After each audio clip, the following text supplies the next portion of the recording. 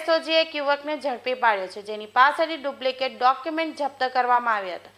બંગાળના મુસીબુલ શેખે પોતાનું હિન્દુ નામ પ્રદીપ રાખી તે નામનું બોગસ આધાર કાર્ડ બનાવતા એસઓજીના હાથે ઝડપાયો હતો. એસઓજીએ તેની પાસેથી 2 આધાર કાર્ડ, 1 પાન કાર્ડ અને 1 4 વ્હીલ ગાડીની આરસી બુકની પીવીસી કાર્ડ તેમજ 15,000ની કિંમતનો મોબાઈલ કબજે કર્યો હતો.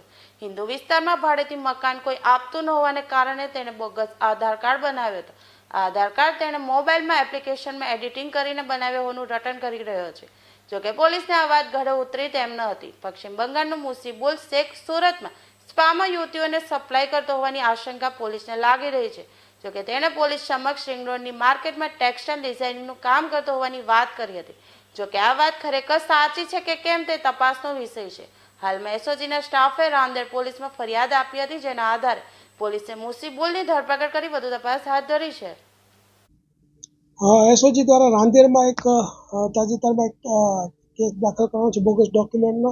એની અંદર વિગત એવી છે કે મુસીબુલ મકબૂલ શેખ, જેની ઉંમર વર્ષ 26 છે, તે અહીંયા સ્પામાં છેલ્લા 14 વર્ષથી કામ કરતો હતો. તે દરમિયાનમાં એક મુંબઈની જે નેપાળી યુવતી છે એની સાથે એને પ્રેમ થયો અને એ બંનેને લીવ ઇન રિલેશનશીપમાં રહેવું હતું.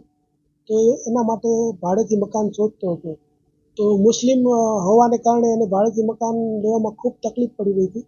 એટલા માટે એણે એક બીજું બોગસ આધાર કાર્ડ તૈયાર કરી પ્રદીપ સુજોય ક્ષેત્રપાળ નામના વ્યક્તિનું, અને બંને જે ભારતીય પુરાવા છે એની સાથે રહેતો હતો.